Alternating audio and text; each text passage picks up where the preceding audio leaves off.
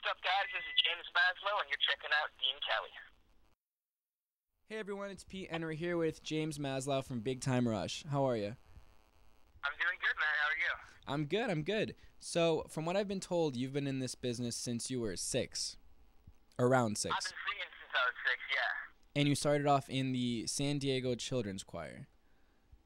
I did. Actually, my mom signed me up when I was 6 years old without even asking me. In fact, dropped me off somewhere at 6, and I had no idea where I was going. I thought I was going to play baseball.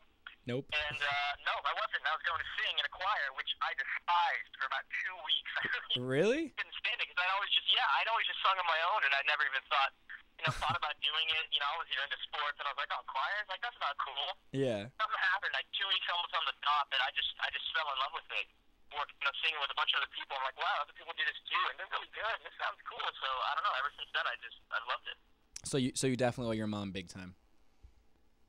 Yeah, that's, you thank her for that more than anything. That was a pretty cool move on her part. So what advice do you have? Because you've been doing it, you're 20 now? I'm 19. You're 19, okay. So you've been doing it for a good chunk of your life. What advice do you have for younger people that want to start out at a young age and know that this is what they want to do? How do you think they should go about pursuing it? If this is what you want to do for your career, you need to just commit to it and never stop doing it. I believe the more you do something, the better you're going to get at it.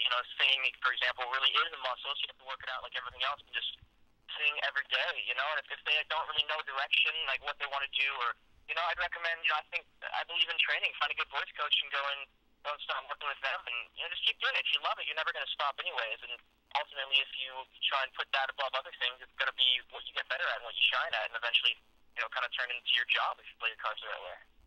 Yeah, so you've Big Time Rush has taken off now, and you've already been compared to Zac Efron. Now, what does that feel like to be relatively new, but still be compared to someone of that caliber? That's exactly the way I look at it. It's still a shock to me, but it's absolutely an honor.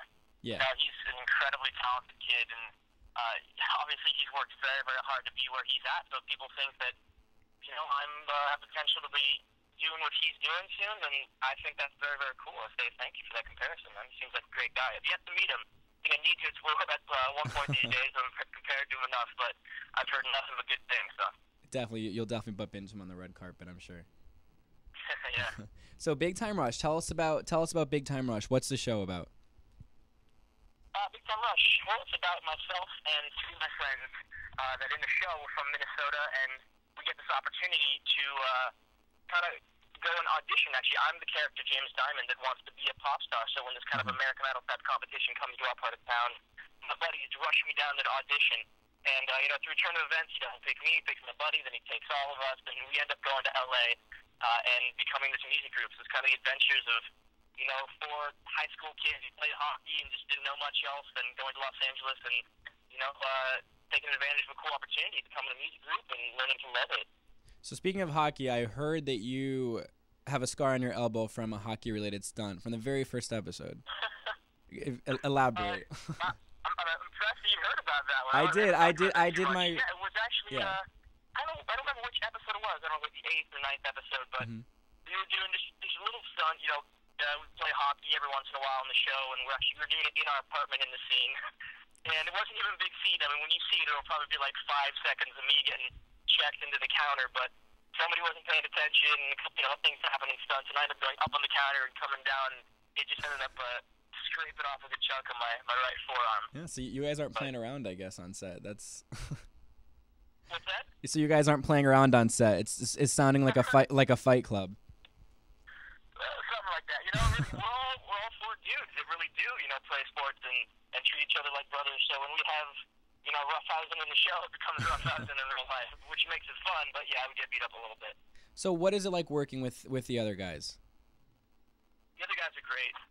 It took me a while to understand, but I now understand why they took 2 years to cast everybody, because... Oh, really? It took that long? Yeah, it took a really long time. They did 4 national tours. I was in the very first audition, so it was a lot of waiting on my part. But I get it now, and I'm very, very thankful that they did that, because they picked, 4 genuinely, just like I can say 3, the other guys are genuinely good kids. Scott Fellows, is the creator of the show, is very, very adamant about picking kids that weren't just talented, that came from, good families and had a good heart, and, so the guys are great. We joke around and goof off all day long. They're all become like my brothers, it's really, really cool. Because we spend so much time together. If they weren't cool, it'd be hard to make a good show. So Big Time Rush it's a group outside of the show too, right? You're actually putting together an album, or?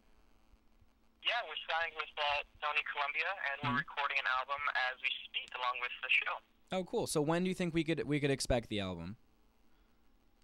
Well, you're going to see singles. Actually, this week we have our second single on iTunes called Any Kind of Guy. And you'll see those kind of as they pop up in the episodes. Actually, that song is going to come in the episode tonight, Big Time Love Song. And then at the end of the season, we might have, I don't know, by then 7 or so songs that have been in the episodes. And then we'll release a full album that'll have at least another 7 or so songs. And then touring, probably. We're focusing mostly on the show right now, but if the fans want to see us tour, then we're definitely going to tour. I think that may be in the cards. Because we got out of the questions that people sent in, like a good chunk of them were, when are you going on tour? When are we getting the album? When are you going on tour? So I definitely see a big need for you guys being on tour. It's definitely, people definitely want it. Well, then I'm pretty sure we're going to be able to give it to them. That's like the earliest we could do any live performances would be this summer, but you never know. You never know what's going to happen with it. I'm pretty sure we will do something like that soon. All right, cool. So